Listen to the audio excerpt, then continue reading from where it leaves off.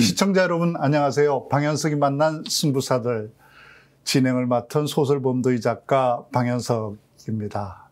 오늘 모신 분은 평생 우리 역사 정의를 위해서 분투해 오신 우리 사회의 원로이십니다. 민족문제연구소 임원영 수장님 모셨습니다. 선생님 안녕하세요. 예, 반갑습니다. 초청해 주셔서 고맙습니다. 네, 예. 선생님 그 친일 인명사전 펴낸 지가 벌써 2009년에 나왔거든요. 예, 그러니까 세월이 꽤 흘렀죠. 그렇죠. 그 예. 친일 인명사전은 2009년에 나왔지만 그 인명사전을 만든 그러니까 민족문제연구소는 1991년에 이미 그 한 20여 년 전에 만들어졌죠. 그 만든 그러니까 창립일이 2월 27일인가 그렇죠. 그날 특별히 그날 창립한 이유가 있다고 들었는데 강화 조약 체결일이거든요. 이걸 이제 우리는 근데 이제 일본이 우리나라를 침략한 걸 물론 뭐 임진왜란부터 올라가면 끝이 없지만은 뭐 신라 시대도 향가부터 시작하면 끝이 없죠. 그러나 이제 근대적인 침략, 그 제국주의적인 침략 그 시원을 뭐 강화 조약으로 보고 있어요. 그래서 이제 그때를 잊지 말고 잡자 해서 그때부터 잡았고 실제로 그때부터 사실은 1, 2의 친일파, 친일파 원조들이 그때부터 생기기 시작하죠. 그러니까 그때 친일 인명사전 바로 이 책이죠. 이 두꺼운 제가 세 권을 집에서 들고 왔습니다. 들고 오시는데 고생하셨겠어요. 네, 굉장히 무겁습니다. 무거워요. 이 책에 실린 그 반민족 행위자들이 4,389명에 달합니다. 이 많은 사람들을 어떻게 조사하고 준비해서 책으로 만들기로 결심을 하게 됐나요? 에피소드는 이제 뭐 제가 결심한 것도 아니고 이미 그 아시다시피 임종국 선생이 만들어놨던 카드, 친일 문학론을 쓰면서 만들었던 친일파 카드를 중심으로 해서 그 카드를 우리가 고스란히 그대로 인수 맡았어요. 그 장례식에 가서 임종국 선생님 장례식에 이제 우리 젊은 친구들 지금 이제 그 조세열 상무이사, 상임이사를 비롯해서 그 또래들이 주로 이제 경희대 후배들이 많이 갔습니다. 그래 가서 그 카드를 고스란히 인수 맡아요. 임종국 선생님 만년이 참 불행했거든요. 가난하고 참 가난에 찌들었어요. 천안에서.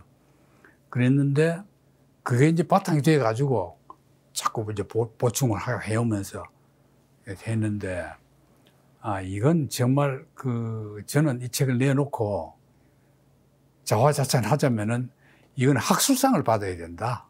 우리나라 근대 저술상이라든가 뭐 학술연구상. 왜냐하면 이게는 우리 연구소 전체의 연구 업적이 아니고 그때까지 이 책이 나올 때까지의 우리나라 모든 인문, 사회과학 연구소 총체 그 모든 자료를 바탕으로 한 겁니다. 그러니까 우리로서는 일종의 백과사전이라고 할까, 근대 백과사전이라고 할까, 그 자료를 정리한 거죠.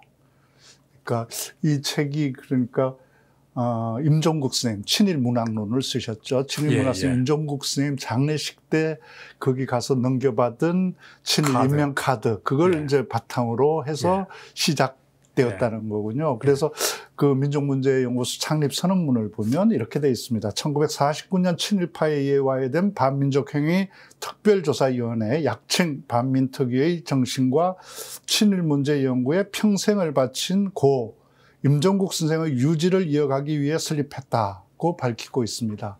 우리가 반민특위만 해도 그래도 이제 아는 사람들이 많아졌는데 임종국 선생 이름과 존재를 아는 분은 아직도 우리 사회에 그렇게 많지 않은 것 같습니다. 임종국 선생은 어떤 분이셨는지 재미있는 분이에요. 이분이 저는 리영이하고도 비교 잘 하는데 리영이하고 생년이 같아요. 나이가 똑같은 연배거든요. 그럼 내보다 이제 한 세대 완전히 그 한 세대 넘는 선배죠. 문단에서도. 이분이 시인이기도 하고 원래 이분이 아버지가 그 친일 인사였어요. 그 동학, 옛날 동학, 지금은 동학이죠. 천도교라고 부를 때 그때 거기에 이제 중경 간부였습니다. 거기에. 간부였다 나중에는 이제 친일로 변절해가지고 그래도 집안이 아주 못 살진 않았어요. 근데 임종국 선생은 워낙 다능다재하고 좀 무지하였어요. 네. 그럴 때 보면은. 그래가지고 그 원래 음악도 했어요. 네.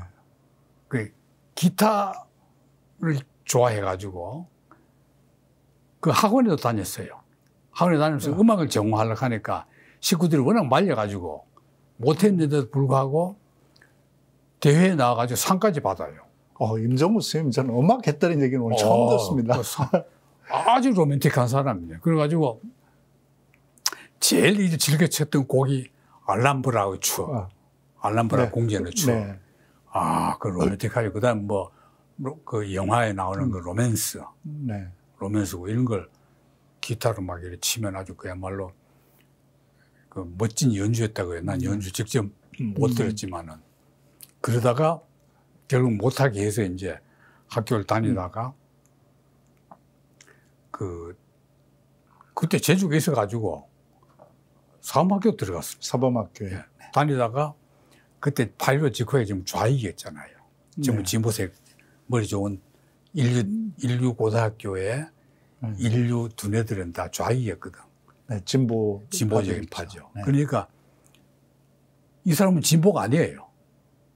그냥 보통 그냥 공부 잘하는 머리 좋은 그런 학생이에요. 그래 하도 그 진보파들 꼴보기 싫어가지고 그만둬버려요. 진보파가 보기 싫어가지고. 예, 진보파 그만뒀어요. 그런 정도로 기인입니다. 네. 그러다가 나중에 시골 내려와가지고 경찰이 됩니다.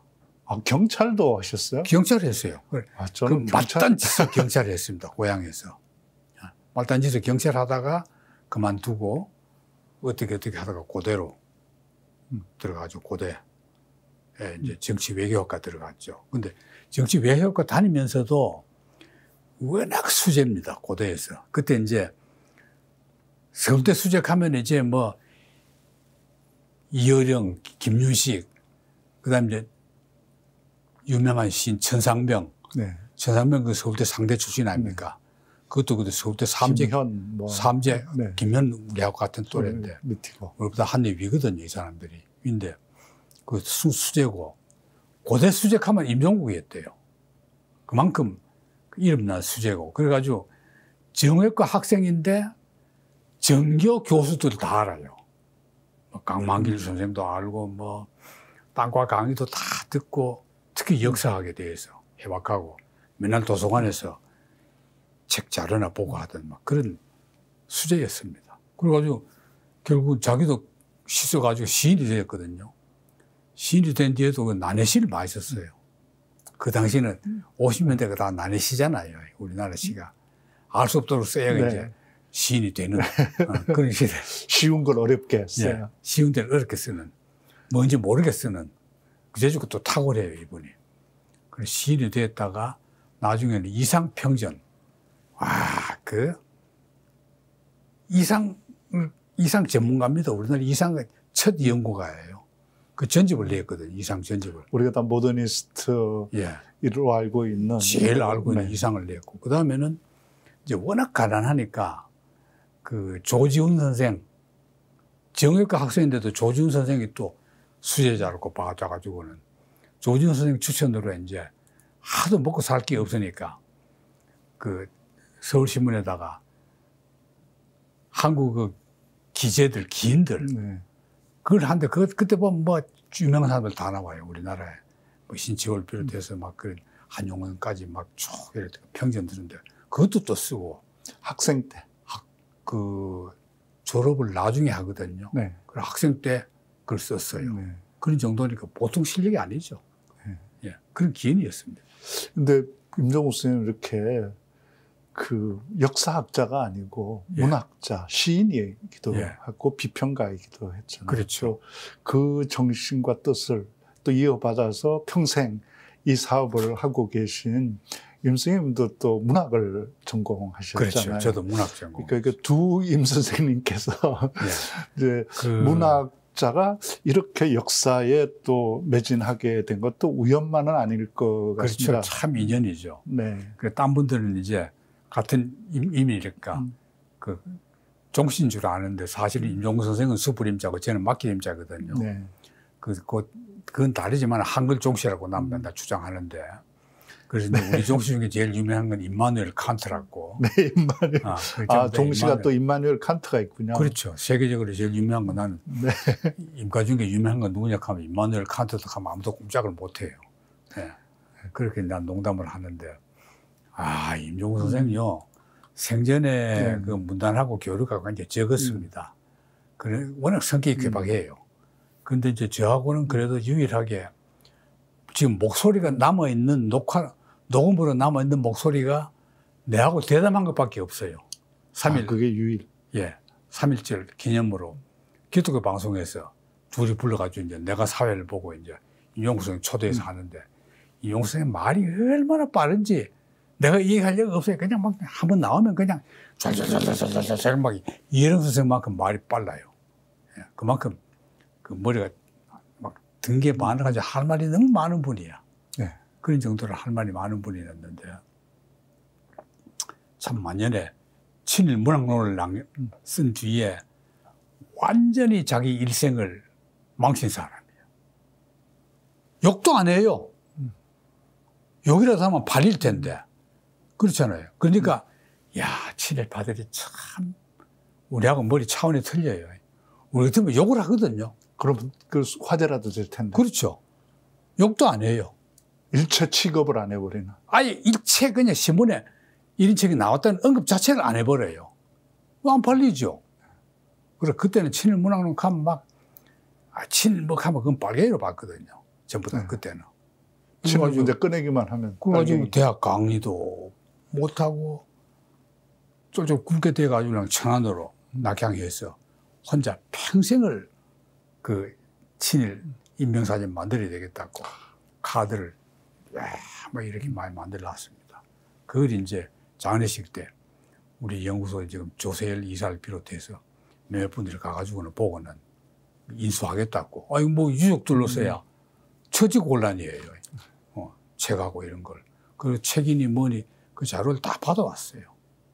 연구소에서. 그래서 만든 게 처음에는 반민족문제연구소였습니다. 처음에는 이제 민족문제연구소가 아니고 반민족연구소였다가. 그러니까 막 반민족문제연구소 하니까 막 반민특위가 생각나잖아요. 네. 그래가지고 막 그 연구소 가는 자체가 아예 완전히 그냥 무슨 분자들이에요. 네. 그야말로 몇 사람 안 모였거든요. 그러다 나중에는 아예 반값은 안 되겠다 싶어서 반자를 떼버렸습니다. 떼고 이제 민족문제연구소로 바꾼 거죠. 잘 바꿨죠.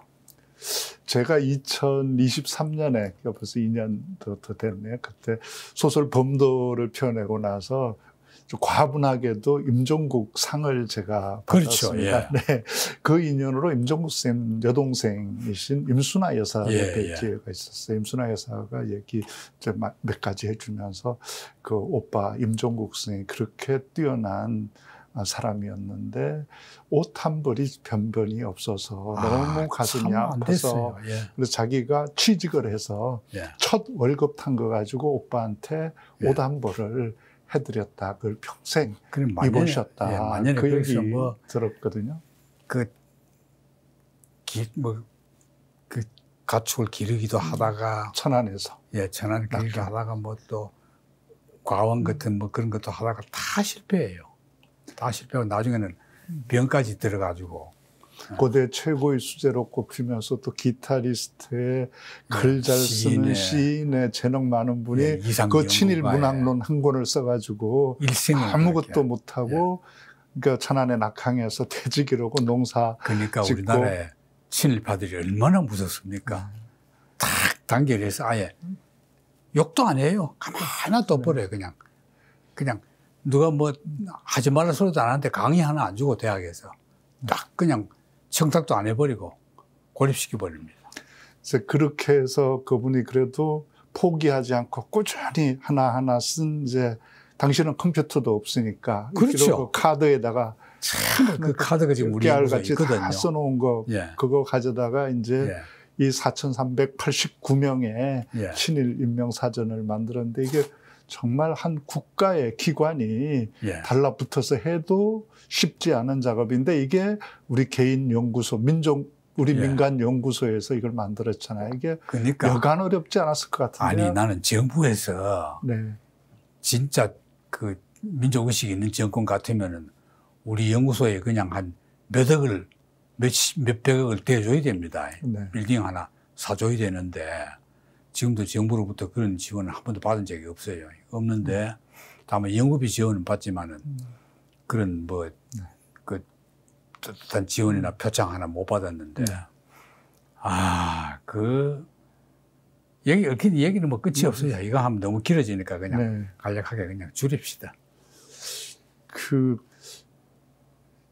이제 이 임명사전에 들어있는 건 4,389명이지만 또 이제 검토하다가 뺀 사람들까지 다 하면 뭐 10,000명이 훨씬 넘을 거 아닙니까? 그 반민특위에서 그때 조사관들이 남긴 기록에 보면은 그때 자기들은 20만 내지 30만 명을 잡았대요. 그러니까 우리 친일 반민족 행위자들을 30만 명 정도 잡았다가 나중에는 결국 이제 다 실패하고 이승만에 의해서 그냥 혼만 나고 그 사람들이 다 빨갱이로 내몰려가지고 나중에는 여기서 못 살 정도고 유가족들은 고생만 하고 자식들이 그랬잖아요. 그런 게 있는데 참 안 됐죠. 친일파들 악행이라는 게. 야, 그걸 보면 우리 국민들이요. 정말 배려이 없어요. 어떻게 나를 괴롭힌, 내 나라를 망친 그런 사람을 어떻게 지지합니까?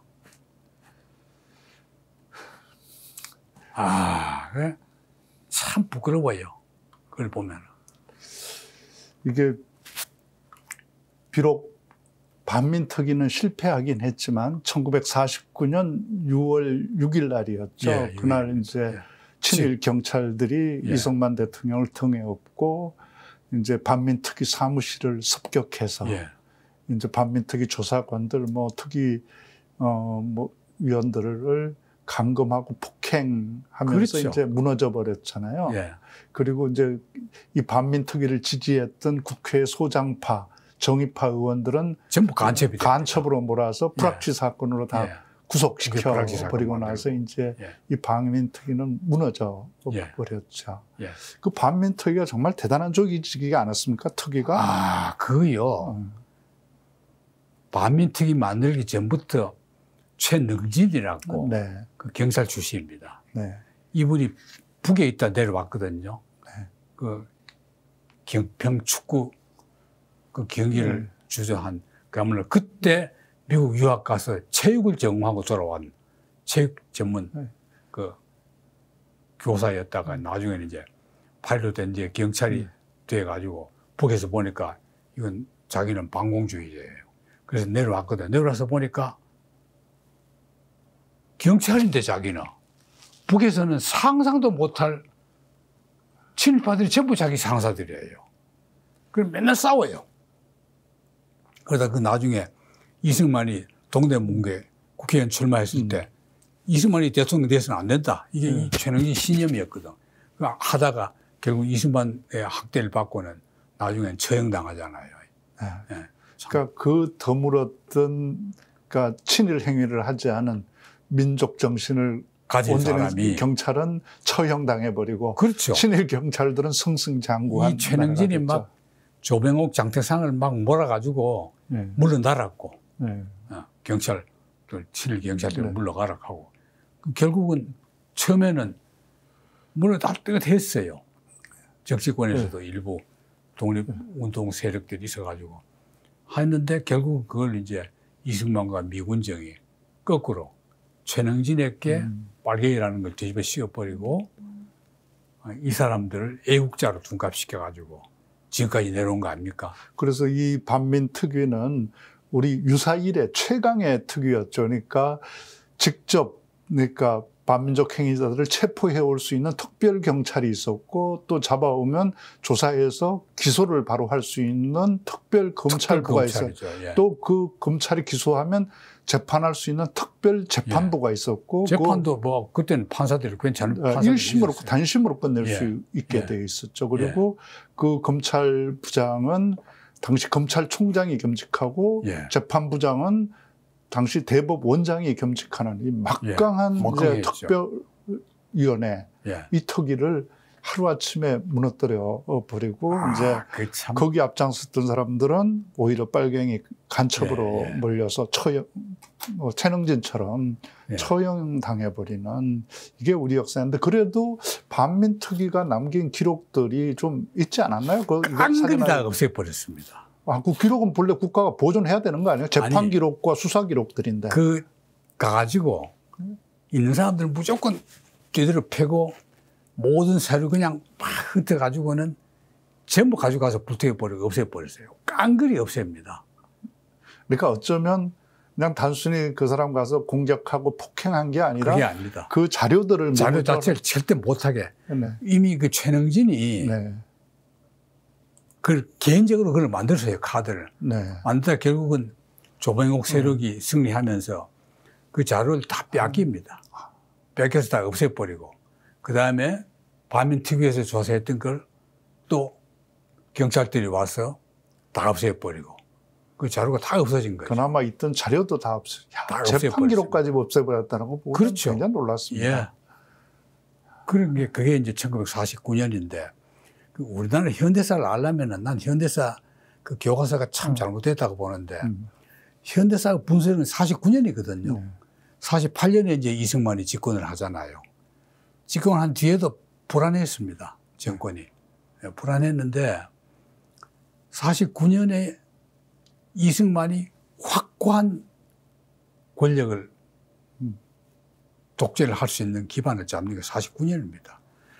2월 6일에 이제 반민특위 해산했죠. 그러고는 바로 그 직후에 김구가 백범 김구 선생이 암살당하죠. 그리고 백범 암살당하는 걸 당한 바로 직후에 미군이 철수합니다. 그 절묘하지 않아요? 미국이 그렇게 치밀합니다. 제가 그 친일일명사전을 보면서 조금 놀란 게 있습니다. 이게 보면 제1번이 여기에 나오는 제1번 수록자가 가롱기예요. 가롱기는 보면 이제 1942년 1월 대동민우에서 조직한 미영 배격 설전대, 그러니까 입으로 싸우는 부대에 그 신의주, 선천, 정주, 방명, 강사로 참여했다. 그래서 기독교의 일본화라고 하는 것은 우리들이 올바른 국채관, 올바른 국민의식을 가짐으로써 비로소 가능하다고 하면서 내선 일체 이념의 철저가 기독교 혁신의 중심 과제라고 주장했다. 이런 사람을 제1번 이제 가나다 순으로 해서 만들어서 4,389명을 이렇게 꼼꼼하게 기록을 다 했는데 이 책을 내기 전에 이게 2009년에 나왔는데 이 2009년에 내기 1년 전에 이 책을 미리 이제 발표한다고 명단을 발표하고 이의 신청을 민족문제연구소에서 받더라고요. 반발과 이게 분명히 예상되는데 기습적으로 출간할 것 같은데 오히려 1년 전에 명단을 다 발표하고 이의 신청해라. 그래서 그걸 받고 또 그것도 한 번도 아니고 2번 연장해서 또 받았어요. 자, 이거 대단한 자신감이기도 하고 모든 재판에서 우리가 이겼습니다. 근데 이제 제일 우리가 당황한 거는 그 박지만이 다 돼가지고 인쇄 직전인데 일본이 인쇄 돌아가고 있는 직전인데 그 며칠 전인가 이걸 가처분 신청했어요. 판매 금지 가처분 신청. 그걸 해가지고는 그 가처분하면은 재판이 빠르잖아요. 그때 우리가 굉장히 당황했어요. 아유, 큰일 났다. 왜냐하면 가처분은 무조건 판결이 빨리 내리거든요. 네. 그래서 아, 이렇게 다 만들어놨는 게 인생은 막 돌아가고 있는 판인데 정지된다 싶어서 가지고 그때 우리가 처음으로 공개한 것이 그 다카키 마사오, 네. 박정희의 그 혈서 만주공관학교 가면서 네, 기사가 있었죠. 예, 사진하고 같이 실려 있었던. 원래 그때 만주공관학교 들어가는 게 만 20세 이하. 네. 결혼하면 안 되고 이미 그때 박정희 장가를 갔거든요. 네. 저 부인이 있었거든요. 그 전혀 조건이 안 되는 거예요. 나이도 안 되고 장가도 갔고 네. 이미 안 되는데 내가 이렇게 진충 보고 가겠다. 이래가지고 그 혈서가 나와가지고 있는데 그 혈서를 여기 실어놓고 우리가 끝까지 함구했어요. 네. 비밀로. 아무도 몰랐습니다. 네. 그건 그 자료는 그러니까 그 전에는 아무도 몰랐던 거네요. 아무도 모르고 편찬위원들도 몰랐어요. 네. 실무자들하고 몇 사람만 딱 알고 있다가 비장의 무기로. 비장 무기로 있다가 그 박지만이 그렇게 이제 가처분 신청 내니까 그때서야 공개를 해버려요. 하니까 우리가 승리했죠. 아, 그럼 이제 소송은 했는데 가처분 이제 재판도 했는데 우리가 이겼어요. 그러니까 민족문제연수가 이겼군요. 이겼어요. 그래가지고 책이 나왔죠. 네. 아, 그때 참 통쾌했어요. 네. 그게 딱 나가니까 네. 아무도 반박을 못하는 거예요. 빼박이죠. 뭐. 예. 뭐 그때 보면 딱 일본고 사진이 있고 또 혈서 써서 혈서 혈서가 내용도 그냥 또 딱 혈서 내용 써가지고 그냥 예? 그게 그대로 그냥 그 만주일보에 났던 걸 온갖 사학자들이 다 그걸 찾으려고 노력했는데 못 찾았거든.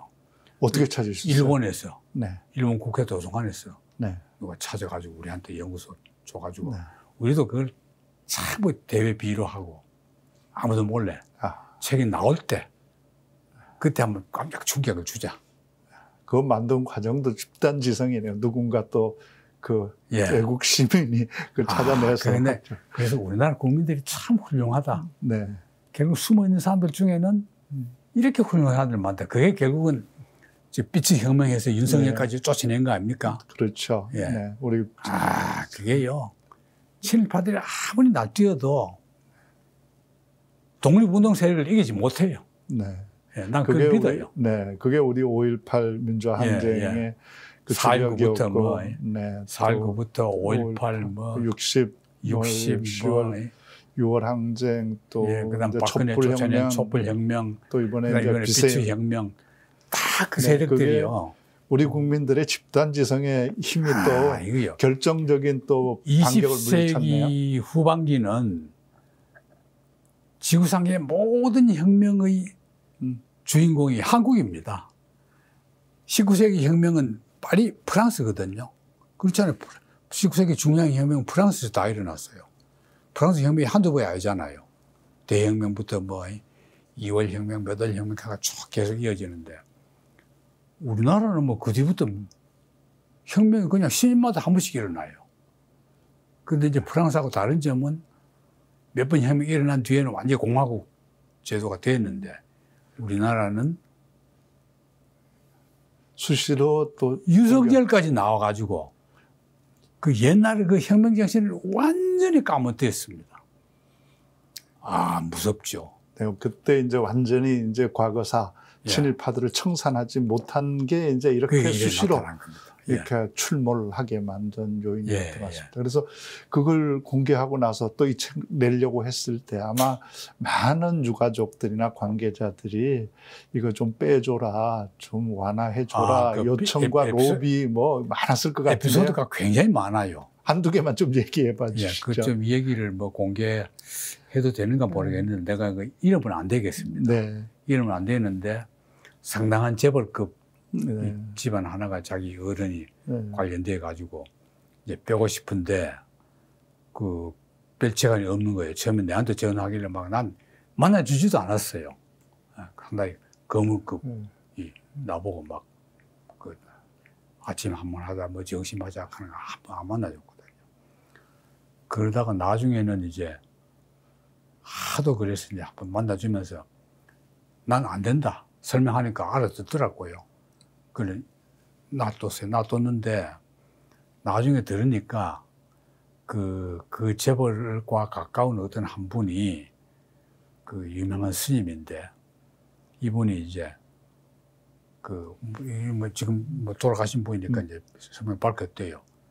그 박은영 아들이라는 그 왕영 스님이 나와가지고는 그 재벌이 그 친일하는 그분이 박은영한테도 돈을 댔다는 거예요. 그래서 내가 만약에 댔다는 증거만 확실히 있으면은 네. 빠질 수 있다. 네. 왜? 독립운동가한테 돈 댔으니까. 그 친일이 그 약간은 면죄부가 되잖아요. 네. 친일 면죄부. 독립운동가 세력에도 돈 같이 댔다. 자기가 살기 위해서 이렇게 양쪽 다 댔다. 그래가지고 이제 그래가지고 뭐 사학과 교수들이 돈 줬다는 증명을 하기 위해서 막 논문도 쓴다 뭐 이래 하다. 결국은 증거도 안 나온 상태인데 그 재벌이 알고는 요게 이제 재밌어요. 거절했어요. 거절 이유가 뭔지 압니까? 네. 빨갱이한테 돈 댔다는 것보다는 친일파다 이렇게 더 낫다. 이게 아주 내가 잊을 수 없는 말입니다. 아이러니한 것 같습니다. 예. 그래서 아마 방 교수는 되게 누구라는 걸 짐작할 거예요. 그 임원영 선생님 개인적으로 봐도 또 백철 선생님도 이름이 여기 들어가 있잖아요. 임원영 선생님의 스승이시잖아요. 그렇죠. 네. 백철 선생님도 여기 들어가 있고 또 무엇보다 이 책을 나오게 만든 또 그 원천인 임종국 선생의 아버님도 이름이 여기 들어가 있거든요.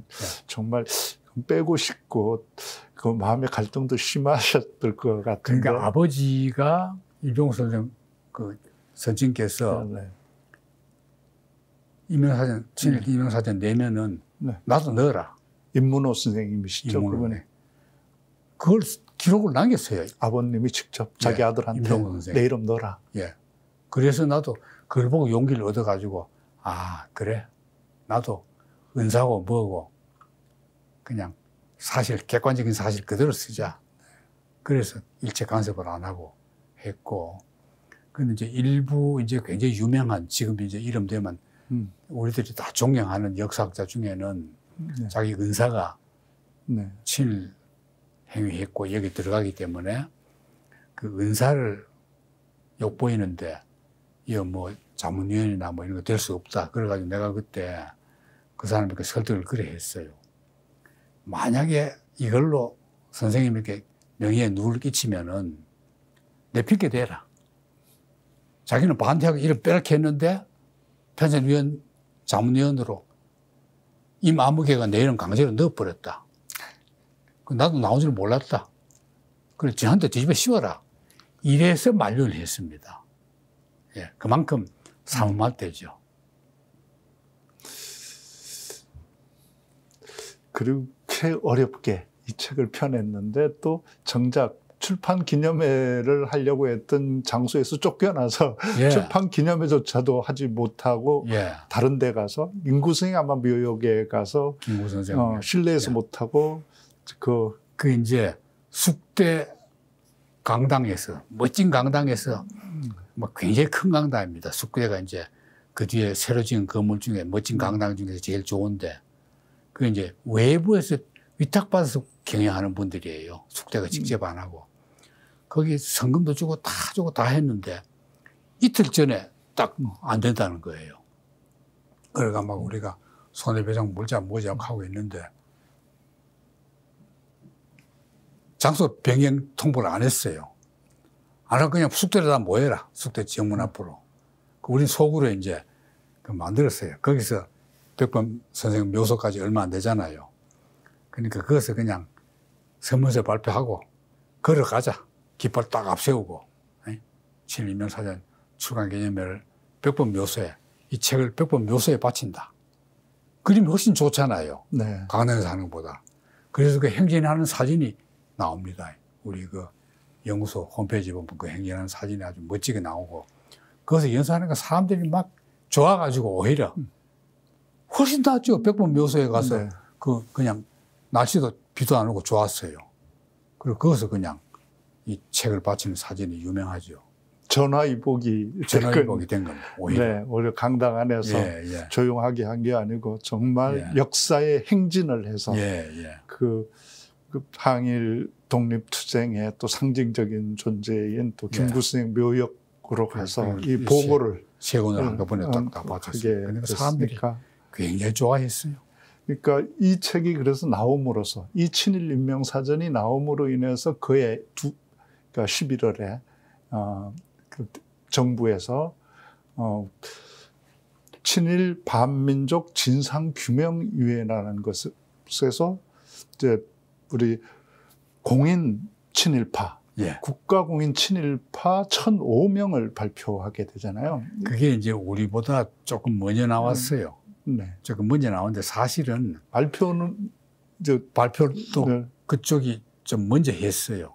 그 이제 3번 나왔습니다. 그 발표가 3군데서 광복회에서 한번 나오고, 그 다음에 친일 반민족행위 진상조사위원회 강만길 선생이 이제 위원장 하실 때인데 초대 위원장 하실 때인데, 그냥 노무현 대통령 때죠. 할 때인데 그때 그것을 또 하고, 그 다음에 우리가 또 발표하고 이렇게 우리가 제일 시기적으로 늦게 나왔는데. 앞에 둘에는 다 박정희, 김성수 없습니다. 김성수, 동아일보, 인총 김성수도 빠지고 다 그래 했는데, 그게 이제 나중에 박정희 나온 걸 보고는 앞에 발표했던 두 단체가 이제 좀 우리로서 미안하죠. 왜냐하면 사실 우리가 그 자료를 다 대줬거든요. 앞에 두 기관에 한 대도 광복회하고 자문도 다 해줬어요. 진상규명위원회 자문도 다 해주고. 왜냐하면 그 두 군데가 뭐 전문 연구기관이 아니고 자료는 우리한테 다 있습니다. 지금도 무슨 현대 뭐 사전 만들려면은 우리 연구소 물으면 제일 잘 알아요. 그래 해줬는데, 그 반민행위 조사위원회가 돈이 얼마나 들었습니까? 뭐 몇백 단위까지 다 들었는데 그 직원들 막 몇백 명에다가 뭐 그 건물 빌려가지고 그렇게 돈 들었는데도 불구하고 이제 그걸 냈는데, 그 돈을 우리 줬으면은 100배는 훌륭한 성과를 냈겠죠. 참 우리 직원들 참 고생 많아요. 딴 데보다 봉급도 적고. 그런데 이제 고마운 게 우리 직원들이 절대 딴 데 봉급 더 많이 줘도 안 가요. 이게 우리 민족의 자긍심입니다. 독립운동하는 마음으로 한 거죠. 안 가요. 지금도. 독립군들이죠. 지금도 뭐 어디 뭐 자리에 뭐 오라 이런 데 막 가거든요. 독립기관, 뭐 독립기념관에서도 오라 그러고 뭐 영관으로 가면은 대우도 좋고 나오고 보너스도 나오고 뭐 우리 연구소보다 몇 배나 나왔죠. 근데도 안 가요. 얼마나 고마워요. 우리로서는. 이게 우리 민족입니다. 그 어려운 작업을 또 계속할 수 있게 그나마 그 비용이라도 최소의 비용이라도 마련해 준 게 또 우리 국민들이 다 국민들 모금이거든요. 그래서 그때 7억을 제가 모았다는 보도들을 봤습니다. 국민목으로. 그 몇 달 동안 모으려고 했는데 한 달도 안 돼 가지고 한 20일 만에 달성해 버립니다. 그것도 한 중학교, 고등학교 교사가 오마이뉴스에 투고한 글로 정부에서 지원금 끊는데 우리가 내주자, 모금하자. 그 모금이요, 감동적입니다.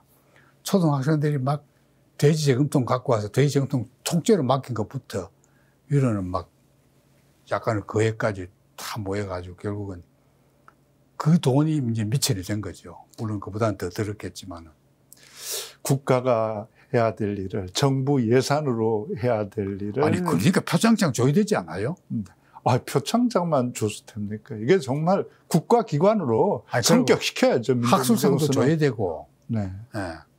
그 얘기 이제 그만하고. 아니, 독립기념관 같은 데가 또 있으면 뭘 지금 하고 있습니까? 이런 기관을 정말 국가기관으로 만들고 정책적인 지원을 당연히 해야죠.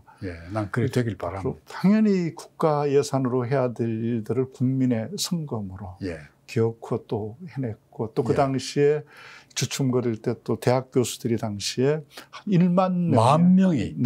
야, 그거 보면 대학 교수들도 무서워요. 그때 나도 그 10,000명 서명 되는 거 보고, 아, 이 우리나라가 참 저력이 있는 나라다. 그 뒤에 무슨 혁명 나는 것도 다 그 저력입니다. 우리 대학 교수들 사이 하는 농담이 있거든요. 교수는 두 종류가 있다. 이상한 교수가 있고 아주 이상한 교수가 있다. 그러는데 그럼에도 불구하고 우리나라는 또 여전히 건강하고 또 정신이 살아있는 교수들이 또 1만 명이나 그 당시에 있었던 거. 대단하죠. 그렇죠. 그렇게 해서 드디어 이제 국가가 공인한 이제 친일파, 반민족 행위자들까지 있고 명부가 있는데 그 사람들이 지금도 국립묘지 현충원에 11명이나 당당히 또 안장되어서 국가의 그 배려를 받고 있단 말이죠.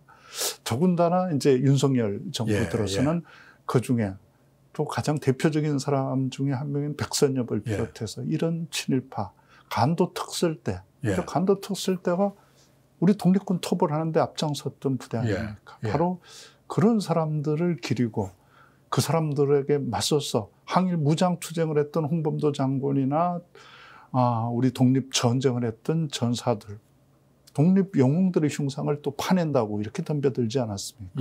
그렇죠. 대체 어떻게 국가가 이미 낙인을 찍은 반민족 행위자들을 모시고 독립무장투쟁을 했던 사람들을 쫓아내려고 이런 발상을 했을까요?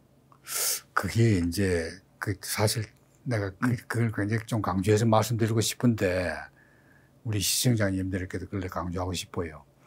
그 윤석열 정권의 그 의미가 이승만 이박스쿨이라는 걸 만들었지 않습니까? 그래서 지금 이제 젊은 세대들을 미래 앞으로 투표하면은 절대 보수파들이 표를 많이 받게끔 이미 세뇌시키고 상당히 세뇌시켜 나가지고 지금 이런 결과가 나타났거든요. 그럼 윤석열 정권 하나가 이렇게 했느냐? 그게 아닙니다. 이게 일본과 미국이라는 그 극우 세력들 그리고 우리나라의 일부 사이비 기독교도들 특히 기독교죠. 뭐 불교도도 그런 사람 많지만은 이런 사람들이 그 세력이 그동안에 우리가 뭉쳤듯이 우리 이제 독립운동 세력들이 뭉쳤듯이 이 사람들이 똘똘 뭉쳤어. 윤석열 정권에서 자기들이 마지막 운명을 본 겁니다. 이게 우리들이 생존의 마지막 단계다. 만약에 윤석열 정권을 못 지키면은 우리들의 끝자이다. 이런 위기의식을 느낀 것 같아요. 그게 무섭죠. 최후의 저항을 지금 최후의 저항을 하는 겁니다. 근데 이제 제가 걱정하는 건 뭐냐면은 이건 좀 내가 말 조심스러운데 뭐 이젠 우리 시청자들도 다 아셔야 될 것 같아요. 국민들이. 그 이재명 정권으로 교체가 되었는데 이재명 정권은 얼마나 기분 좋아요. 제가 볼 때는 역대 대통령 중에 가장 유능한 사람입니다. 그 뭐 저 얘기가 아니고 찬양한 사람이 너무나 많잖아요. 특히 저는 맨날 찡그는 대통령, 화낸 대통령만 보다가 윤석열 맨날 화냈잖아요. 종북 좌파와는 대화하지 않는다. 대화도 안 했잖아요, 야당을. 야당을 아예 정치인을 안 봤어요. 종북 좌파를 봤어요. 그런 말도 안 되는 어거지 소리 하니까 그 추종자들이 맨날 화낸 얼굴만 보던 대통령이 역대 대통령 중에 제일 웃음이 많아요. 난 그래서 이재명 대통령을 존경해요. 우선 웃는 얼굴 보여주는 거, 그러면 또 기분 좋아요. 그런데 너무나 탁월한 재능과 능력을 가지고 있어요. 다만 이재명 대통령이 아무리 잘하려고 해도 민주당이 가지고 있는 그 역사적인 그 속성, 본질, 이걸 나는 우리 국민들이 항상 잊어버리면 안 된다. 이걸 강조하고 싶어요.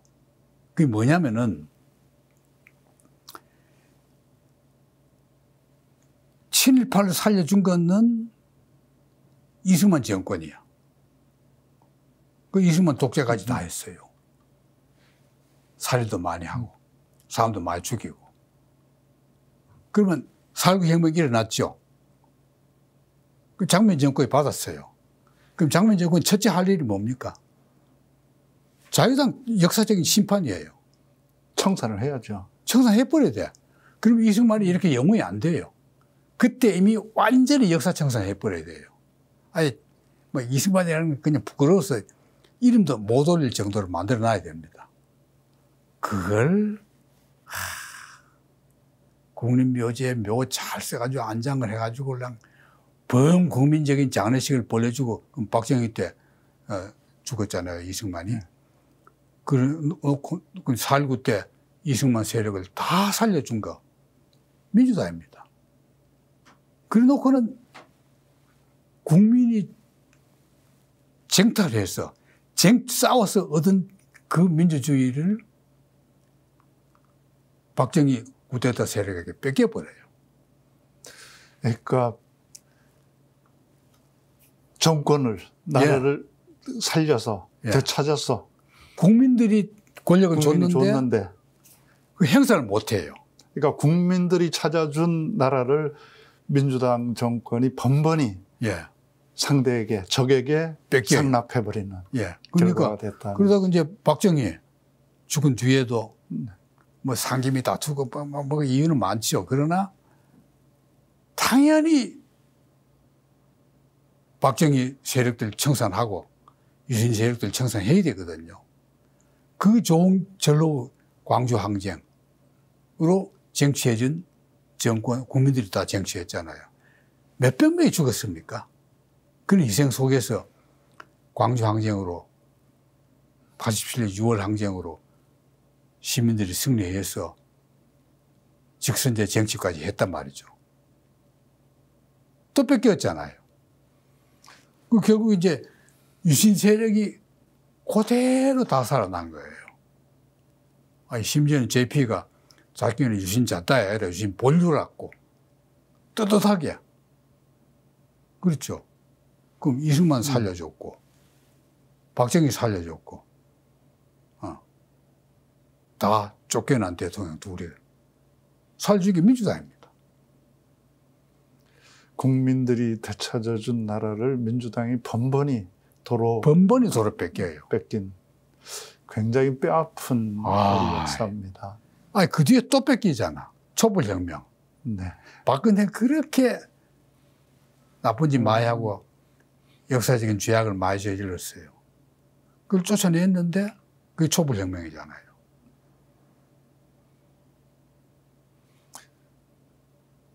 그리고 나서 또 되찾아왔죠, 우리가. 국민들이. 뺏겼다가 박근혜를 우리가 또 쫓아냈잖아요. 네. 쫓아내서 박근혜 세력을 딱 없애야 되거든요. 그건 이제 DJ에도 책임 많죠. 5.18 세력을 살려준 거는 DJ고, 그 다음에 박근혜 세력을 살려준 거는 문재인이고, 그럼 문재인이 이어받았는데 또 그 정산을 못한 거예요. 그래서 또 이제 윤석열 같은. 그래서 윤석열이 집권하게 된 겁니다. 결국은 국민들이 이렇게 열심히 잘 싸워줬는데 세계에서 가장 정치의식이 높은 게 우리나라입니다, 지금. 우리나라 국민만큼 정치의식이 높은. 네. 우리나라는 지금 이제 4천만 명이 다 정치평론가거든요, 수준이. 미국 사람보다, 일본 사람보다 훨씬 우리나라 사람이 똑똑해요. 그렇게 국민들이 똑똑한데 어떻게 맨날 정권은 민주당이 잡은 뒤에 꼭 뺏기느냐 이거야. 나는 지금도 그 민주당의 그 속성, 제발 지금 민주당이 정신 좀 차려라. 이러다가 또 당한다. 아니, 안 당한다고 아무도 장담 못 해요. 그리고 윤석열 정권 청산한다 하는데 말로만 하는 거야. 지금까지도 벌써 윤석열이 구속한 것도 풀려나고 얼마나 우리가 속되었습니까? 감옥에서도 속옷 입고 버티고 그렇죠. 출석도 안 그러니까 하고. 네. 그러면서도 큰 소리 뻥뻥 치거든요. 네. 자기가 애국 세력이고 자기가 계엄 내린 이유는 그 종북 좌파 민주당 때문에 그랬다. 굉장히 뻔뻔한 것 같아요. 너무나 뻔뻔하다. 그러니까 그 옛날 친일파들은 부끄러움을 알았어요. 옛날 친일파하고 지금 친일파하고 다른 점이 그거예요. 옛날 친일파들은 자기가 죄를 짓고도 내가 이거 참 언젠가는 내가 벌 받을 거다는 그런 공포심이 있었고 죄의식도 있었고 그러니까 팔로 뒤에다 자중을 했잖아요. 조금씩은. 그래도 나중에 살아나니까 이제 다시 큰 소리 친 거죠. 그리고 이 사람들은 일본으로부터 돈을 받고 친일을 했어요. 윤석열 정권 때 친일파, 친미파들은 돈도 안 받고 자기 돈 대가면서 광화문 태극기 부대, 하기야 교회에서 돈 주니까 돈 받긴 받네. 그렇게 보면 그 항일 무장투쟁 시대, 독립전쟁 시기에 친일을 했던 자들보다 자기 재산 팔아서 다 가서 싸웠잖아요. 우리도 민주화운동, 저도 뭐 평생을 민주화운동에 몸바쳐 왔다고 얘기하는데 민주화운동한테 돈 얼마나 드는 줄 압니까, 여러분? 국민 여러분, 그 좀 알아줬으면 좋겠어요. 그냥 맨몸 모르면 말만 해서 되는 게 아닙니다. 내가 막 어떤 시민단체 들어가서 회비 내야 되고 후원금 내야 되고 무슨 집회 같은 거나 행사 있으면 또 거기에 후원금 또 내야 되고 그래서 만들어진 게 바로 빛의 혁명 아닙니까? 촛불혁명 같은 게 다 그런 거거든. 그런데 그렇게 보면 죄의식이라도 있었던 그 과거의 친일파들, 반민족 행위자들보다 지금의 그 사람들은 인간이고 네. 윤석열 일당들은 인간이 아니에요. 그 치욕, 수치를 모르는 말하자면 이제 명작 그 4단 7정 중에 4단 중에 부끄러움을 모르는 인간, 그건 사람이 아니라 이랬지 않습니까? 이건 부끄러움 모르는 사람들이거든. 그리고 지금도 자기가 잘한 줄 알고 또 지금도 자기가 그게 애국인 줄 알아요. 쉽게 말하면 일본에다 다 퍼주고 미국에다도 다 퍼주고 그러면서도 자기는 애국을 했다고.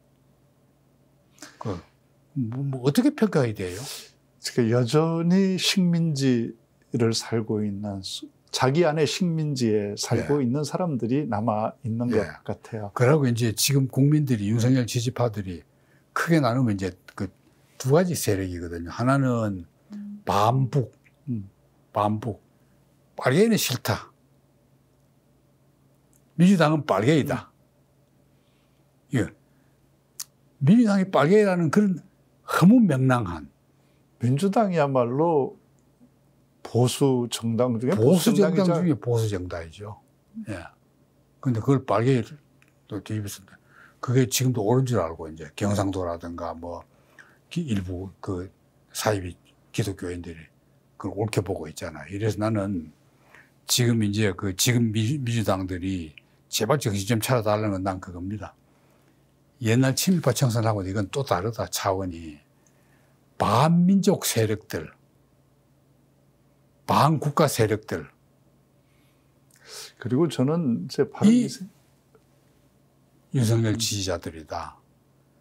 그러니까 이거는 그냥 단순한 과거 청산이 아니고, 계엄 세력 지지파들 뭐 몇 사람 잡아넣는 그 차원이 아니고, 거기에 속아 넘어간 거짓말쟁이들, 그 SNS에 그렇게 악플 올리는 거짓말쟁이들, 이 머리 안 바꾸면 안 됩니다. 그게 이재명 정권의 할 일 중에서 가장 중요한 과거사 청산.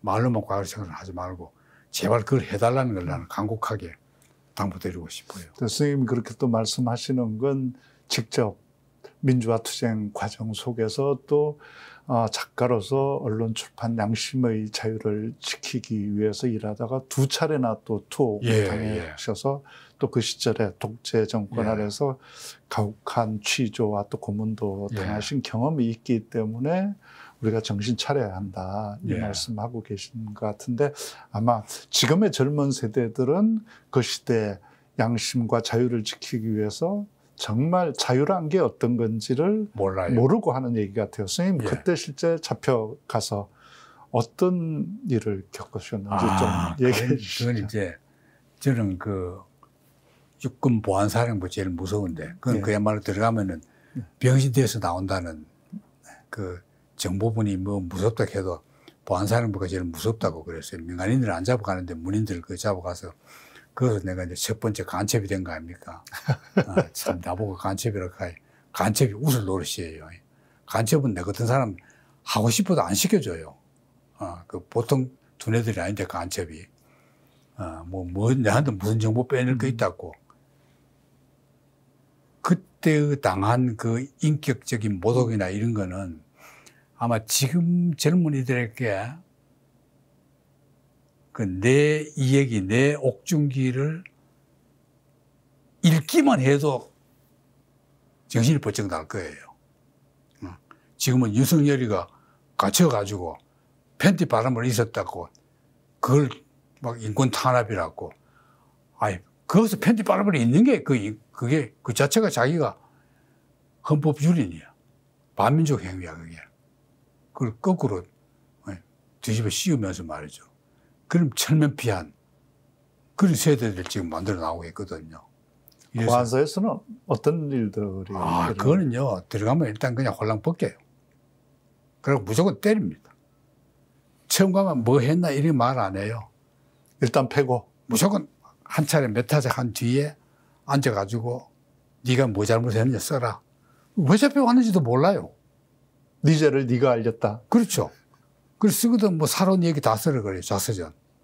그 처음에 뭐 한 3, 40몇짜리 쓰면은 읽어보고는 보는 데서 촥촥 찢어가지고 쓰레기통에 딱 집어넣으면서 이 새끼가 여기 어딘 줄 알고 지랄해 하고는 또 때려요. 때려 벗겨가지고 막 모독도 주고 막 치욕감. 막 그 성기를 보고 막 그렇게 조그만한 거 가지고 뭐 하냐 하고 막 그런 욕부터 말이죠. 막 그래 해놓고는 펴놓고는 또 쓰라 그래요. 그럼 이제 처음에 한 30몇 썼던 나중에 한 배로 늘어나요. 한 60, 70몇 되거든. 그럼 내가 그렇게 밤새도록 써놓으면 와가지고 이러고 또 쫙쫙 찢어버려요. 찢고는 또 써라. 또 패고 한 차례 또 몇 타자 하고는 또 쓰라 그래요. 그러면 나중엔 몇 배까지 가느냐. 한 몇백 매 가요. 그 보안사 그 내 서류를 보면 말이죠. 내가 봐도 창피해요. 이만해요, 서류가. 가짜 간첩 만드는데. 그럼 이제 그 중에서 이제 앞에 썼던 거 누구 만난 거 그런 거 다 쓰라 그래요. 그러다 나중에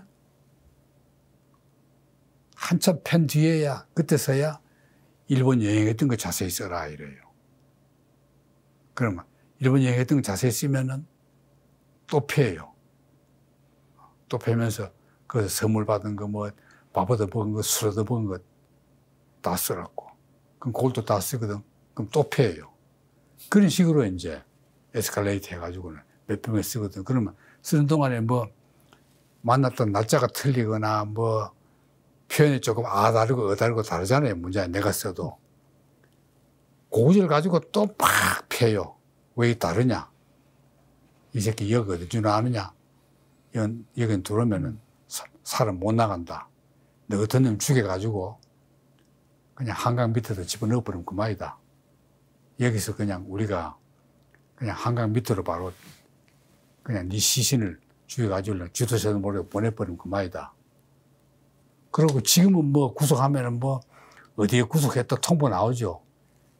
밖에서 내가 들으니까, 밖에 나와서 들으니까 거의 한 2주 동안을 내가 어디 간지 몰라요. 거실에 다 그랬죠. 잡혀가면. 어디 간지 몰라요. 구속했다는 통보도 안 해줍니다. 다 한 뒤에야 통보해줘요. 가족들이 여기저기 찾아다니고. 그래가지고 가족들이 막 여기저기 다니면 나중에는. 보안사. 그러니까 나중에는 가족들도 그렇게 못 몰려다니게 가족들도 불려다가 또 협박합니다. 가족들 겁이 나서 또 못 만나요, 서로가. 그런 식으로 만듭니다. 그런 시절을 지나서 우리가 지금 민주주의 시대에 사는 간신히 또 세계가 부러워하는 이 좋은 민주 국가를 만들었는데 내란을 일으키고 또 그 내란을 일으킨 정당, 그들이 가담하고 비호하고 있는 정당의 후보가 대통령 선거에서 이 내란 상황에서 치러진 대통령 선거에서 40%나 얻는 끔찍한 일이 일어나고 또 지금도 무려 30% 가까운 사람들이 예. 그 정당을 지지한다고. 그래서 나는 지금 민주당 모든 분들에게 제발 좀 여러분 선배 민주당을 봐라. 선배 민주당들이 잘못해서 우리가 지금 이래 고생하고 있다. 제발 선배들이 잘못한 걸 그 전체를 밟지 말아라. 그래서 나는 딱 제일 중요한 당부는 뭐냐. 말 앞세우지 마라. 아는 거 다 하지 말아라, 말. 뭐 말 안 해도 아무 지장 없단 말이야. 제발 이재명 좀 닮아라. 대통령 좀 닮아라. 실천으로 좀 보여줘라. 예, 실천으로 보여줘라. 실력과 결과로. 예, 결과로 보여주지 뭐 말로 그냥 매국노당 청산해야 된다. 말로야 100번 청산 나도 하겠어요. 실제로 청산하지도 못하면서 말로 왜 그래 말을 앞세워요. 권력을 잡고 있는데. 예. 그러면 실력으로. 자기 선배들이 다 그래가지고 망했잖아요. 다 권력 들어 뺏겼잖아요. 그래서 자기 선배들이 했는 과오를 저지르지 않아야죠. 반복 안 해야죠. 근데 제발 나는 모든 민주당원들에게 함부로 실망도 하지 말고 함부로 말도 하지 말아라. 아니 꼭 말해야 됩니까? 실천하면 되지. 네, 그러니까 어떻게 정치가 아니 나보다도 못해요. 아니 정권을 잡지 못했을 때야 말로라도 싸워야 되지만 그렇죠. 정권을 잡았으면 이제 그 권한을 가지고 예. 역사를 바로 잡아야 되죠. 그렇죠. 네. 딱 가만히 놔두고 다 딱 해놓고 하면 되거든. 네.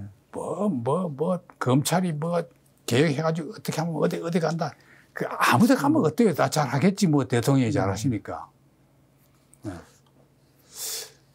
우리 국민들도 눈 똑바로 뜨고 지켜보면서 다시는 이제 역사의 반동이 일어나지 않도록 해야 된다고 생각하고 있는 것 같습니다. 네. 그래서 그런 과정들에서 우리가 과거를 이번 기회만큼은 좀 청산해야 된다. 예. 정말로 청산했으면 좋겠어요. 그 매국노 세력을. 이건 그냥 쿠데타 지지 그게 아닙니다. 쿠데타 지지를 넘어서 나라를 망치는 세력들이에요. 아니, 독립기념관장 하는 행위를 보십시오. 자기 잘못한 걸 지금도 몰라요. 뭐 여전히 우리 국민 방통위원회 여성분도 보면 막 얼마나 자기가 당당합니까? 근데 역사가 중요한 건 이게 단순히 과거 문제가 아니지 않습니까? 예. 이 역사를 거꾸로 보게 되면 어떻게 창의적인 사고를 할 수 있고 정상적인 사고를 할 수 있고 미래로 갈 수 있겠어요. 특히 일부 경상도 지역, 나도 뭐 경상북도 사람입니다만은 그 몽매함, 그 거짓말. 지금도 중국이 부정선거 했다든가 이재명 대통령 어렸을 때 나쁜 짓 해가지고 소년원에 갔다든가 아버지가 사기쳐 가지고 왔다든가 지금도 그러고 있어요. 그러니까 터무니없는 가짜 뉴스를 지금도 믿고 있고. 나는 만약에 윤석열에게 그랬으면은 법이 없어 못 잡아 넣어요. 네. 제발 민주당 법 타령 그만하라 이거예요. 법은 다 있어야 법을 적용할지는 몰라서 그렇지. 그렇지 않아요? 선생님도 알고 있는 걸 왜 그 사람들은 모를까요? 그래서 나는 그게 이제 지역 감정이다 그러면 나는 그 지역 감정을 안 보고 그 역사의식 차이. 정의를 광주 못한. 민주화 운동 때 임명문이 들어왔다. 지금도 그걸 떠들거든요. 그래서 그게 이미 법원에 판결 나도 떠들어요. 근데 내가 더 놀란 거는 왜 민주당 정권에서 그런 유언비어를 단속도 못 하느냐. 난 민주당 정권이 무능하다고 봐요. 그거는. 그런 것부터 다스려야지. 그러니까 우리 역사 교육도 크게 실패해왔다고 봅니다. 마치 이제 우리는 항일 무장투쟁도 없고 독립전쟁도 없었고 그러니까 저 김영석이랑 독립관장이란 자가 심지어 우리 독립은 연합군의 승리로 어떤 선물이다. 이런 터무니없는 소리를 당당하게 하고 있잖아요. 제국주의 시대 때 그 많은 식민지들이 있었는데 우리나라만큼 독립운동이 탄압 많이 받았고 그래도 끝까지 독립운동한 끈질기게 가장 줄기차게 가장 가열차게 무장투쟁까지 한 데는 우리나라밖에 없어요. 네, 굉장히 지금 선생님께서 중요한 지적을 예. 해주셨습니다. 1905년부터 45년 해방되는 날까지 우리나라에서 항일 무장투쟁이 멈췄던 날이 하루도 없었습니다. 하루도 없어요. 40년 동안 계속해온 이런 나라는 세계에 없었거든요. 없어요. 이런 나라들이 마치 독립을 주선 것처럼 일본의 오키나와 이런 게 일본 패전한 다음에 독립했습니까? 못했잖아요. 못했죠. 항일 투쟁을 우리가 예. 해왔기 때문에 독립했는데 예. 이 독립 전쟁은 아예 없었고 무장 투쟁도 없었던 것처럼 이렇게 하는 게 우리나라 역사 교육이었죠. 그래서 지금 이제 일어나고 있는 운동 중에 하나가 이제 역사 용어부터 좀 바로잡자. 예, 그래서 용어가. 그래서 저는 광복이라든가 뭐 이런 단어를 안 써요. 지금도 8.15 이런 말합니다. 8.15 이후, 8.15 이전, 8.15 이후 꼭 이래 말하지. 금년도 뭐 광복 80년 가면 나는 광복이란 말 안 써요.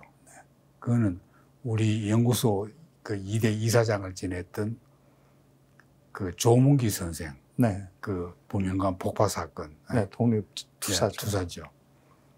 이분이 광복이란 말 안 썼어요. 그리고 이분이 이제 난 참 존경하는데 이분 때문에 나는 손해도 많이 봤어요. 그 내가 민정부 연구소 소장을 맡고 있기 때문에 그 광복절이나 뭐 이런 때 그 초청을 거의 받아요. 민주정권을 받는데 조문기 이사장이 참석 안 해요. 행사에. 광복절 네. 정부 행사에 초청 안 해요. 왜? 광복 안 됐단 말이에요, 우리는.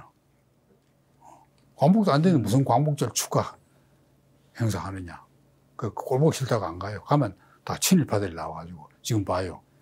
3.1 문화상, 무슨 상, 전부 친일파들 다 경영하고 있어요. 안중근 의사 기념관 남산에 있는 거. 전부 친일 내지 준친일 세력들. 윤석열 지지파들. 반민족 세력들에 가까운 사람들.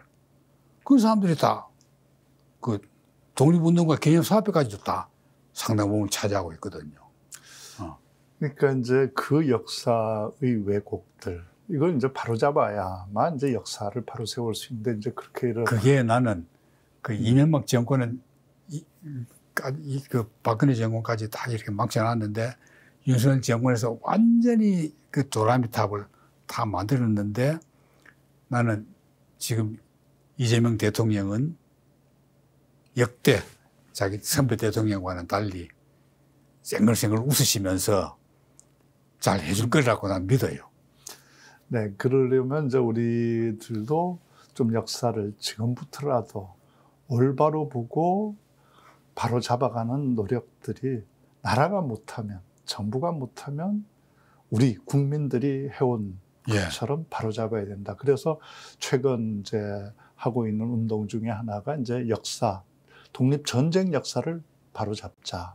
용어부터 바로 잡자. 그래서 안중근 의사가 아니라 안중근 장군으로서 군인으로서 작전을 수행하고 군인으로 죽었던 그분을 그렇죠. 본인이 전쟁 중에 포로라 그랬으니까. 네, 본인이 분명히 포로라고 했고 돌아가시기 5분 전에 마지막 남긴 유목에서 위국 헌신 군인 본분. 그래서 군인의 본분이 나라를 위해서 희생하는 거다. 나는 나라를 위해서 희생하고 죽는다는 걸 분명히 했던 그분의 이름을 호칭을 장군으로 군인으로 불러주는 게 맞다. 그리고 그렇죠. 두 번째 독립운동이 아니다. 독립전쟁을 한 거다. 우리는 40년 동안 하루도 쉬지 않고 선전포고를 했잖아요. 지금. 선전포고를 했을 뿐만 단 하루 쉰 날이 없었잖아요.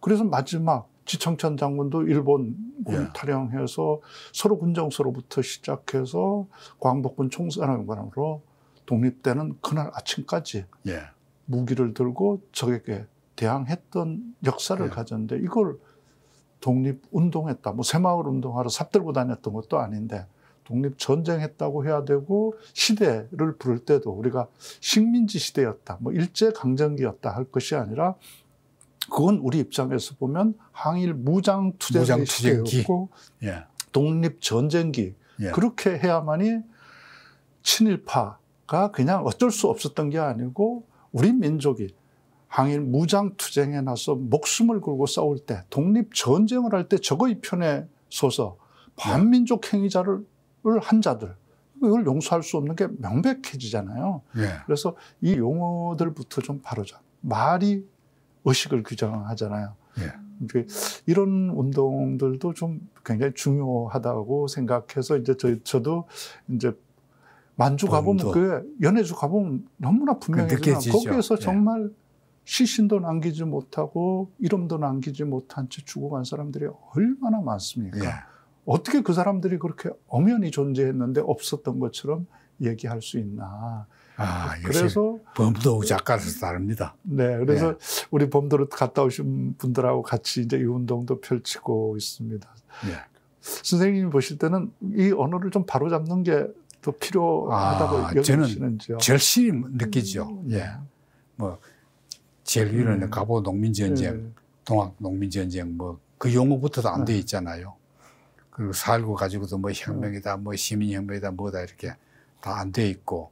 그 뒤에 촛불혁명이라든가 뭐 이런 건 오히려 딱 이름 붙은 거는 광주 민주화 운동.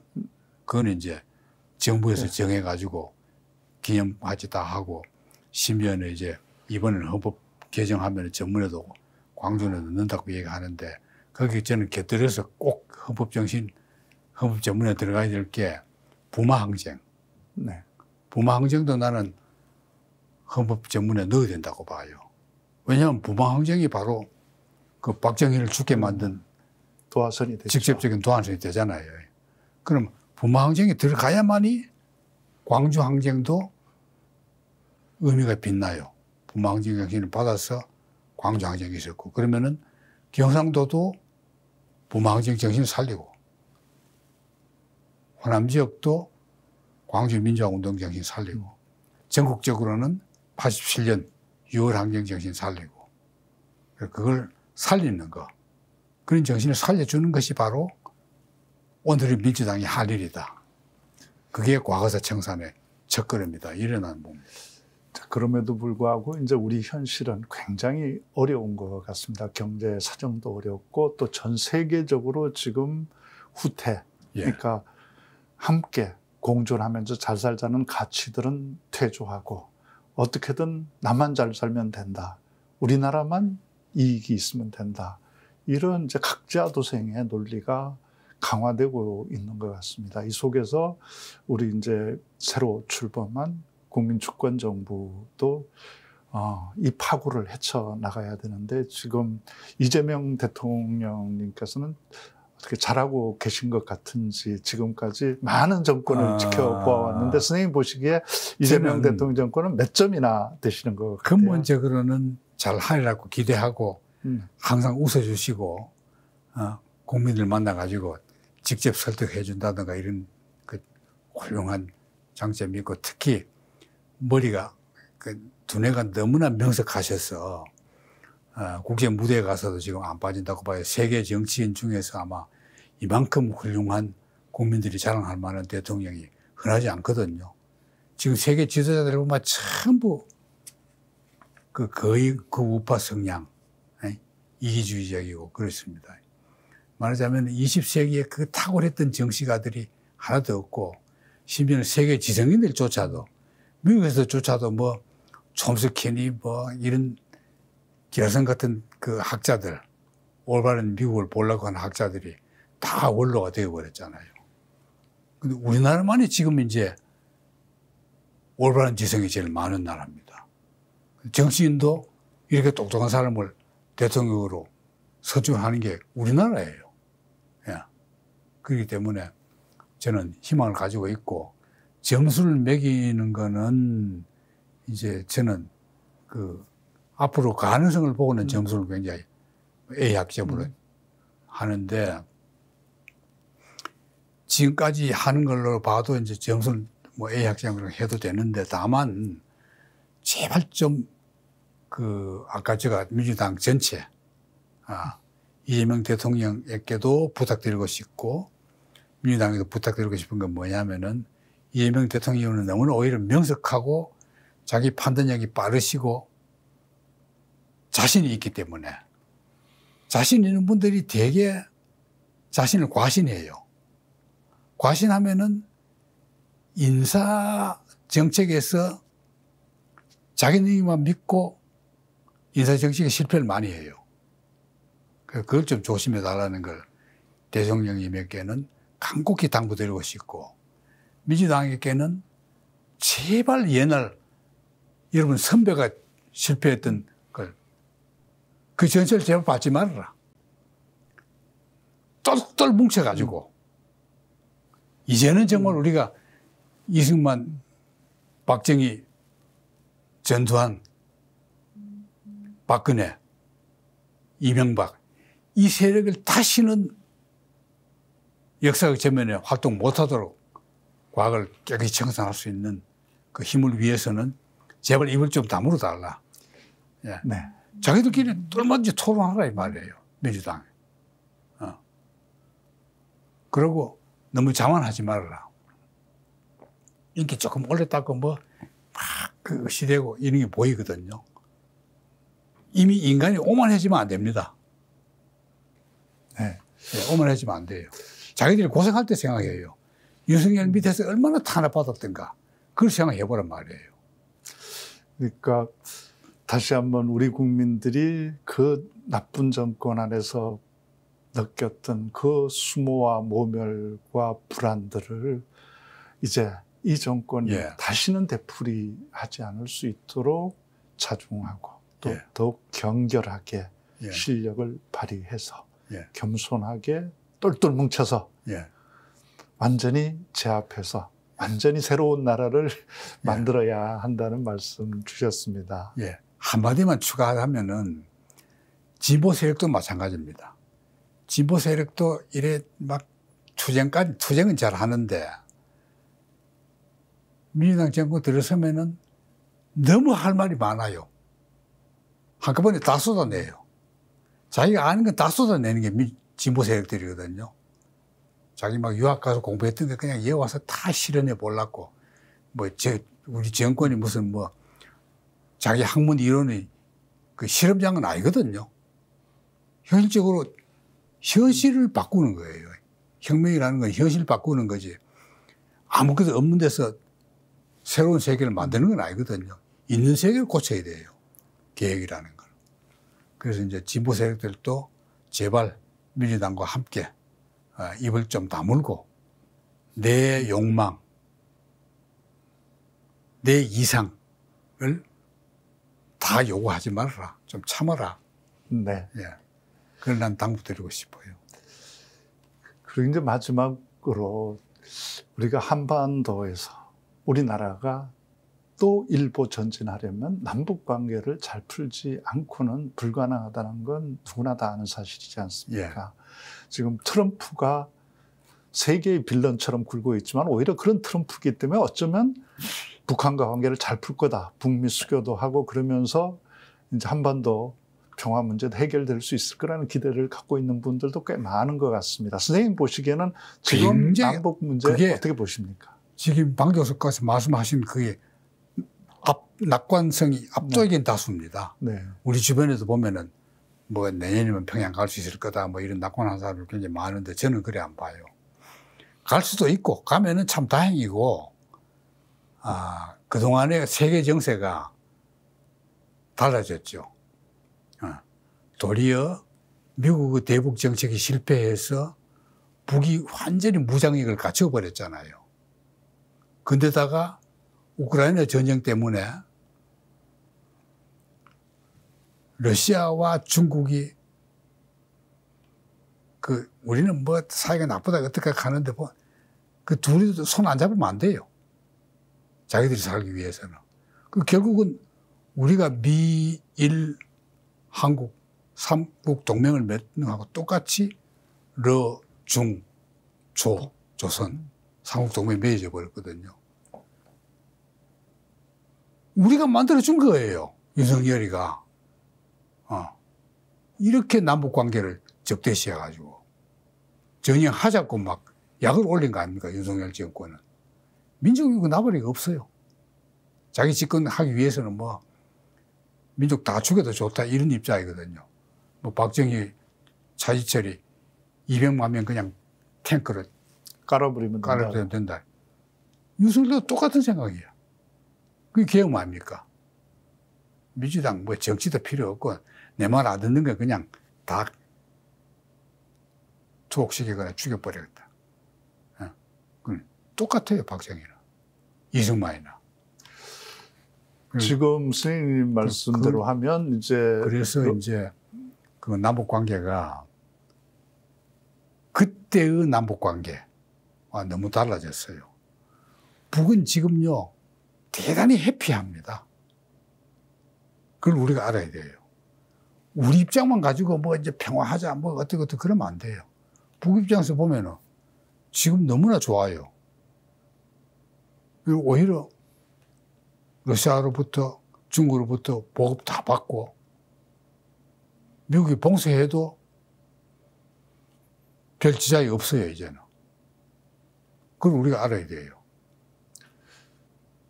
그러면 남북 대화 조건도 달라졌고 미국과 대화하는 자세도 달라졌어요. 김정은 위원장이 하는 거 보면은 달라졌기 때문에 우리가 그런 걸 감안해서 남북 관계도 접근해야 되지. 옛날의 북한과 한국 관계 그때하고는 너무나 달라졌다. 그걸 감안하지 않으면은 자꾸 우리가 또 계산 착오를 합니다. 너무 낙관해요. 예. 그러니까 선생님 말씀대로 그러니까 지난 그 트럼프 정부 때 그러니까 북미 수교를 하려고 했던 또 김정은과 트럼프가 담판을 지으려고 했던 그 시기의 협상 국면하고 지금 현재는 굉장히 달랐다. 북한의 조건이 달라졌어요. 네, 그때는 북이 상당히 아쉬웠고 돌파구가 네. 없는 상태였기 때문에 어떻게든 트럼프와 잘 협상해서 돌파를 하려고 했지만 지금 현재는 북한이 러시아와 관계를 텄고 또 그 속에서 중국도 지원을 할 수밖에 없는 이 상황에서 굳이 미국을 통하지 않더라도 출구가 이미 생겨 있는 상태이기 때문에 트럼프와 협상에서 과거 트럼프 정부 때처럼 김정은이 매달릴 이유가 거의 없는 않다. 상태이다. 그렇기 때문에 지금 북미 협상은 훨씬 지난 정부 때와는 다른 국면이다. 오히려 이니셔티브 차원 자체가 틀려요. 네, 주도권과 그 우위를 점하고 있는 게 오히려 북한이다. 그리고 핵무기도 남한에서 막 북한 핵무기 인정하면 안 된다고 난리 나지만은 우리가 그걸 없앨 재주가 있습니까? 어떻게 없애요, 핵무기를? 거기에 대해서는 뭐 이미 트럼프 대통령도 다 인정을 해버린 상태가 이미 해버린 상태잖아요. 그럼 얼마나 조건이 달라졌습니까? 그러니까 우리가 이제 북한과의 관계에서도 훨씬 진지하고 깊게 이 문제를 풀어갈 노력을 해야지 과거처럼 어떻게 트럼프하고 김정은 위원장이 잘 한 번에 뭐 협상을 해서 담판 지어서 끝낼 수 있다. 이렇게 하는 것도 너무 손쉽게 생각하고 상황을 잘 준비하지 못하게 만드는 요인이 될 수 있다는 거죠. 그러니까 우리가 적을 알고 날 알면 백전백승이라고 그랬잖아요. 손자병국 일장이. 적을 모르는 거예요, 우린 지금. 그 적을 정확하게 국제적인 조건이 이렇게 달라졌고 북 자체도 이렇게 달라졌다. 그러면 그걸 우리가 정확히 알고 그러면 그 옛날에 문재인 대통령까지의 북한 거기에 우리 얽매여 있어요. 그 환상에 빠져 있어요. 그 멋진 것만. 그게 지금 북은 달라졌거든요. 그리고 하노이 협상 실패할 때부터 아마 그 인간이라면은 김정은 위원장이 그 치욕을 잊지 않을 겁니다. 그래서 이제 북한은 이제 우크라이나에 파병하는 예. 결정까지 하면서 돌파구를 마련해 자기들 돌파구를 찾은 거죠.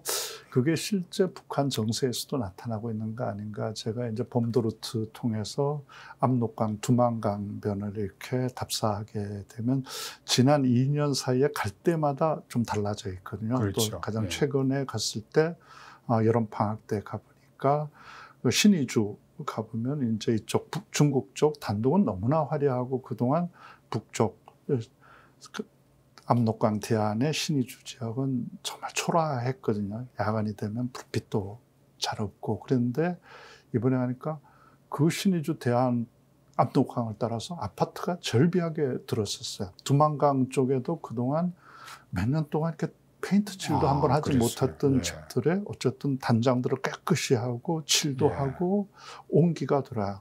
그리고 강가에 있던 공장에 연기도 피어오른 걸 처음 봤습니다. 예. 그래서 이게 물론 뭐 보여주기식이라고도 할 수 있겠지만 뭐 보여주기식이라도 하려면 능력이 여력이 있어야 가능하잖아요. 그만큼 지금 북한이 상당히 달라져 있다는 사실을 우리가 정확히 인식하고 단순히 미국만 바라볼 것이 아니라 우리 스스로 대한민국이 어떻게 한반도 문제를 예. 풀어갈지 준비해야 되는 거 아닌가 싶습니다. 예. 저도 그래서 항상 아무리 미국이 어떻고 뭐 소련, 중국이 어떻고 떠들어도 결국은 남북한 당사자 문제입니다.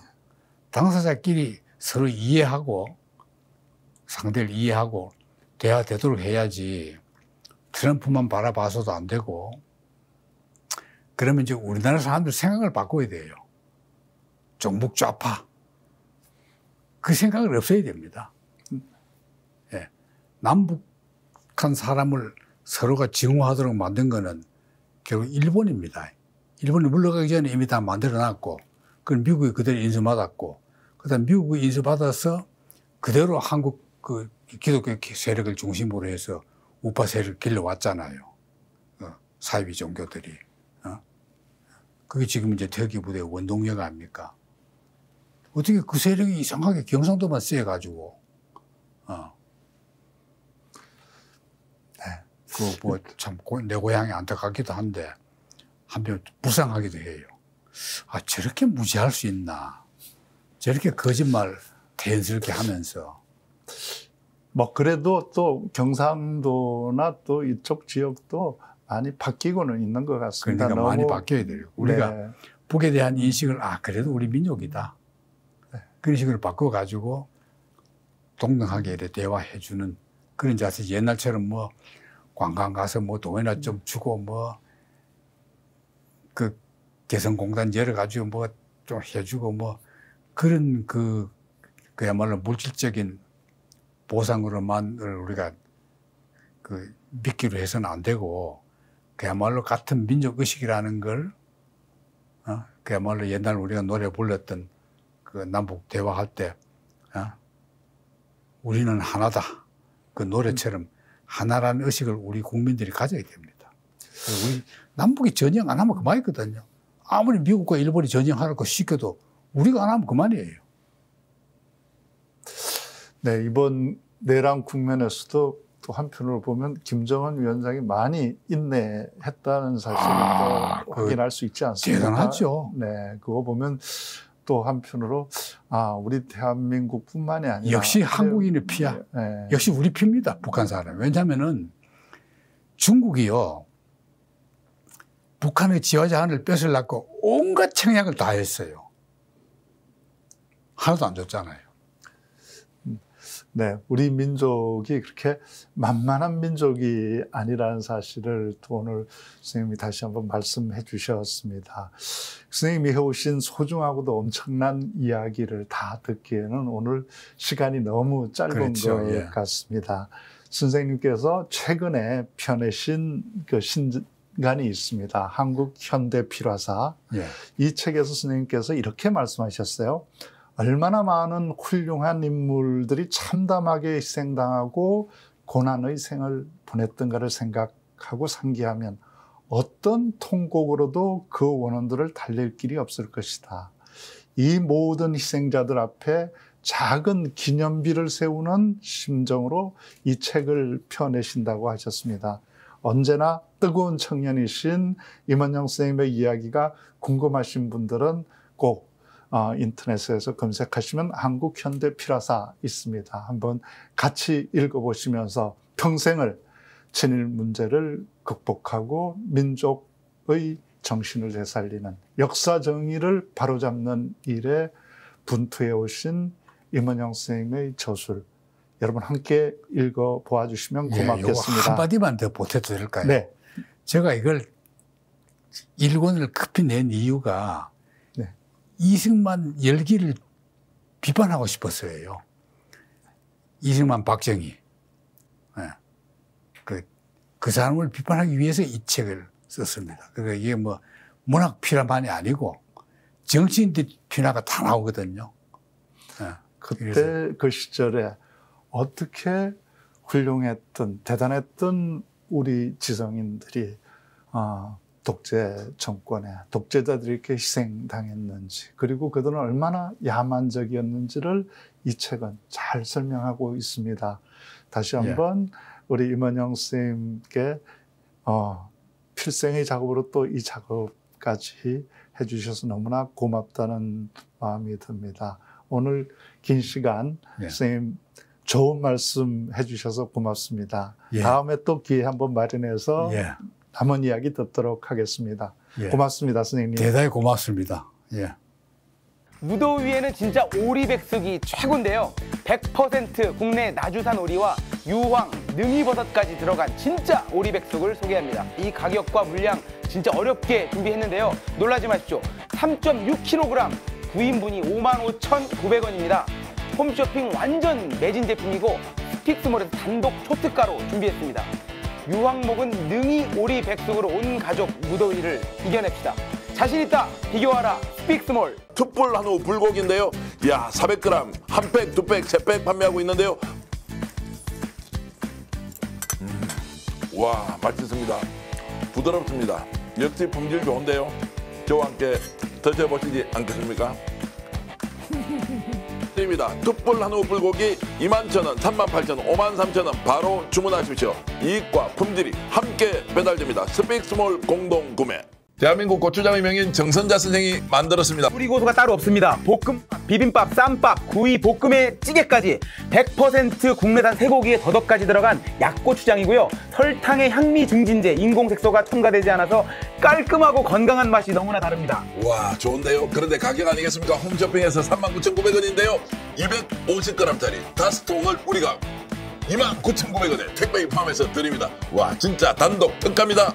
명인의 손맛으로 밥상을 바꾸세요. 자신있다 비교하라 스픽스몰 화이팅! 와, 가격 좋아. 때마다 바꾸면 밥상이 달라집니다. 대한민국 전통식품 명인 이성희 선생의 만능 맛된장. 홈쇼핑 완판 제품 지금 스픽스에 떴습니다. 스픽스 구독자 여러분들을 위해서 어렵게 갖고 왔습니다. 무침, 비빔, 찌개, 국, 소스, 볶음까지 이거 하나면 요리 고수가 될 수 있습니다. 시장이나 마트 어디에서도 못 삽니다. 스픽스에서만 가능한 이 가격. 홈쇼핑 39,900원인데요. 우리 얼마에 팝니까? 지금 스픽스에서는 택배비 포함해서 공동구매가 29,900원입니다. 530g 2통, 300g 3통, 총 5통입니다.